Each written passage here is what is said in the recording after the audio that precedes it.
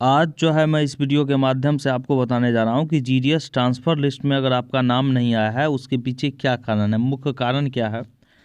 साथ ही साथ मैं ये भी बताने जा रहा हूं कि नॉट रिकमेंडेड अगर आपको लग रहा है, डाउट है आपके मन में, तो आपको कैसे पता चल सकता है। हम आपको अभी लिस्ट भी दिखाने जा रहे हैं कि किस प्रकार से लिस्ट होता है।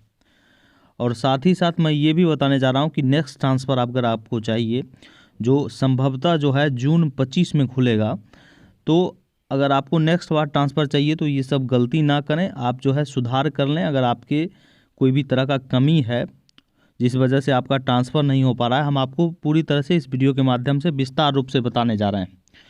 तो आप लोग जो है चैनल को ज़रूर सब्सक्राइब करें, क्योंकि इस चैनल के माध्यम से आपको ऑथेंटिक जानकारी प्राप्त हो जाएगी। मैं खुद भी जो है जीडीएस पीपीएम हूँ, इसीलिए जो है हम आपको सही जानकारी प्रोवाइड करते हैं, अनुभव है। तो आप लोग जो है वीडियो को पूरा देखें और वीडियो के साथ बने रहें। देखिए, आप लोग को मैं एक लिस्ट दिखाने जा रहा हूँ।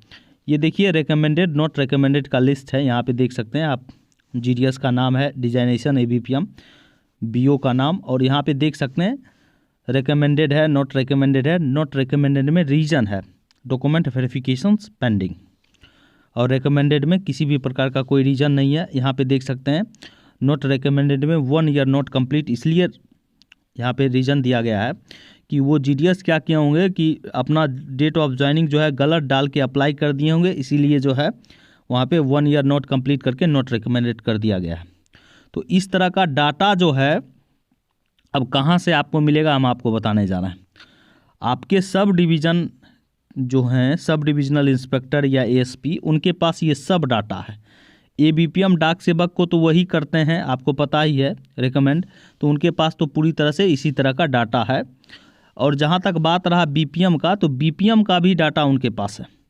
वो लोग जो है डिवीज़न से ऑलरेडी मंगवा चुके हैं, क्योंकि उनके भी अंदर जो है बीपीएम वर्किंग करते हैं। आपको पता है सब डिविजनल हेड जो हैं उन्हीं के अंदर जो है सभी जीडीएस काम करते हैं। वो बीपीएम हो एबीपीएम हो, पूरी तरह से देख रेख का काम जो है उन्हीं का है। भले अथॉरिटी अलग है, बीपीएम का जो है एसपी सर हैं, डिविजनल ऑफिस के हेड जो हैं बीपीएम के रेगुलेटिंग अथॉरिटी हैं, लेकिन पूरी तरह से कंट्रोल जो है सब डिवीज़न के पास ही रहता है।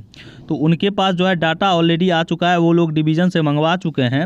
बीपीएम लोग का भी रिकमेंडेड नॉट रिकमेंडेड का क्या रीज़न है, क्योंकि आपको पता है कि बीपीएम का recommend not recommend division office के द्वारा हुआ है। और यहाँ तक एबीपीएम डाक सेवक का जो है डाटा है ही, इसी तरह का वो लोग डाटा बना के अपना रखे हुए हैं और डाटा उनके पास है।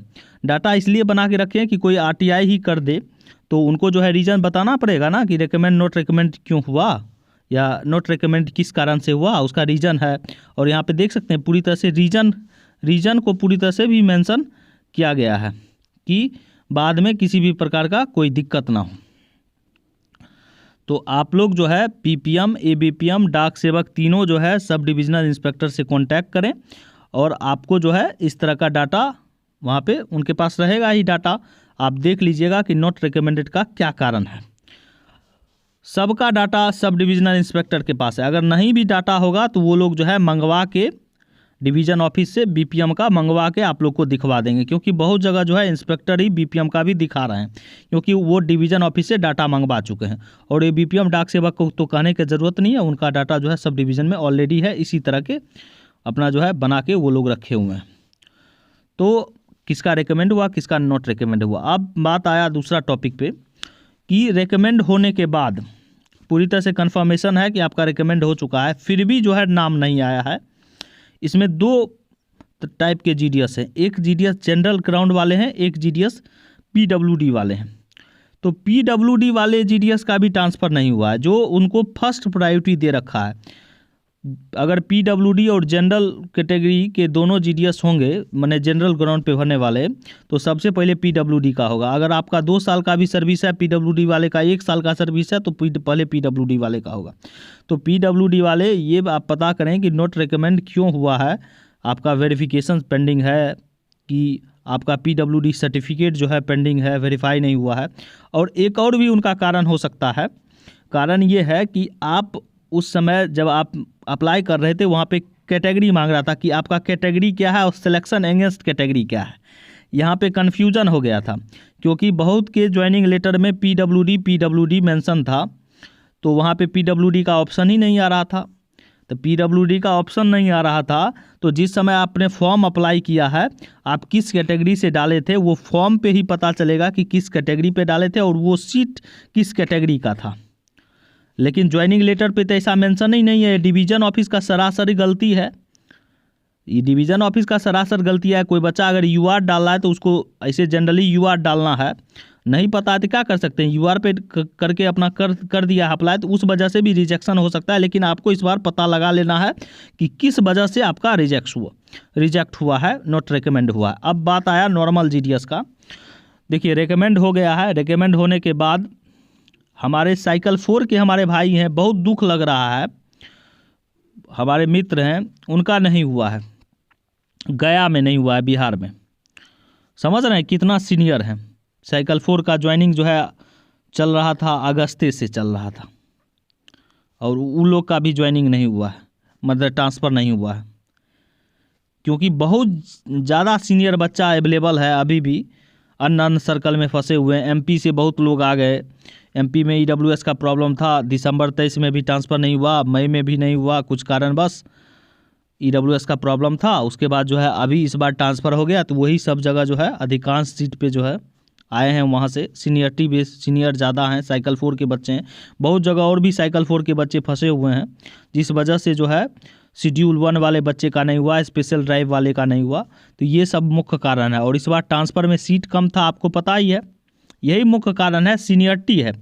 अगर आपको चेक करना है, पता लगाना है, तो आप खुद भी पता लगा सकते हैं, यही रीज़न है। मैंने खुद जो है इस पर पूरी तरह से तहकीकात किए हैं, यही रियलिटी है। सीनियर बच्चा आ गया है, साइकिल 4 वाले आ गए हैं, अभी भी फंसे हुए हैं बहुत जगह। अब डाटा तो है नहीं वैसा, लेकिन पता किए हम, मेरे पास जो है सर्कल का ग्रुप्स है, पता किए तो यही रियलिटी है, सच्चाई है कि सीनियर बच्चा आ गए हैं, इसीलिए जो है शेड्यूल 1 स्पेशल ड्राइव इनका नहीं हुआ है।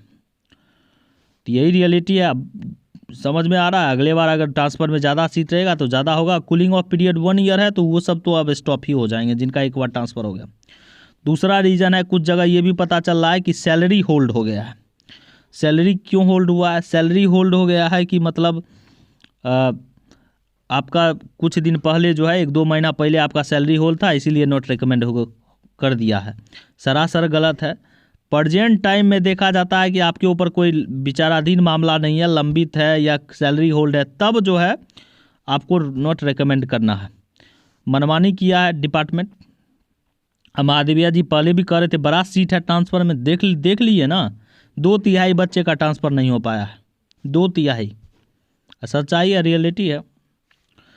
तो यही बात है।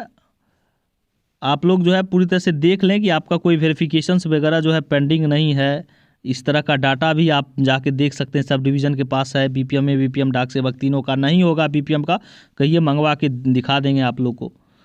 तो आप लोग जो है निश्चिंत होके अपना अभी से ही लग जाइए कि क्या वजह है, उस वजह को पूरा कीजिए। पुलिस वेरिफिकेशन नहीं हुआ तो पुलिस वेरिफिकेशन कंप्लीट करवाइए, कास्ट नहीं हुआ तो कास्ट करवाइए। अभी भी 4-5 महीना है, अब संभवतः जून में खुलेगा, जून 25 में। तो आप जो है ये सब अभी पूरी तरह से सब कुछ क्लियर करवा लें, जिससे कि आपको भविष्य में किसी भी प्रकार का कोई प्रॉब्लम ना हो। और यहाँ पे प्रायोरिटी में देख सकते हैं, सबसे पहले पीडब्ल्यूडी का है, उसके बाद स्पाउस काउंट को होगा, उसके बाद डेट ऑफ एंगेजमेंट है। तो ये सीनियरिटी है, सीट कम है, इसी वजह से नहीं हुआ है। रिकमेंड वाले का सीनियरिटी के वजह से नहीं हुआ है। साइकिल 4 के बहुत बच्चे भरे हुए हैं, और जिनका नहीं हुआ है घबराने का ज़रूरत नहीं है भैया। यहाँ तक देख रहे हैं साइकिल 4 वाले का, जो मेरे फ्रेंड है उनका नहीं हुआ है, उसके पे क्या बीत रही होगी। 3 बार ट्रांसफ़र उसके सामने चला गया, दिसंबर वाला, दिसंबर के बाद जो है मई वाला, मई के बाद जो है अभी तो सीनियरिटी के कारण मई में जो है कुछ गलती के कारण मतलब जो है उनको नॉट रिकमेंड कर दिया गया। उसके बाद दिसंबर में भी प्रॉब्लम कुछ हो गया हड़ताल के कारण। तो ये सब जो है समझ रहे हैं, सब किस्मत का खेला है, ठीक है। तो आप लोग जो है सब कुछ कंप्लीट करवा लें, और आप जाके सब डिवीज़न में यहाँ पे डाटा है, डाटा को चेक करवा लें। Thank you.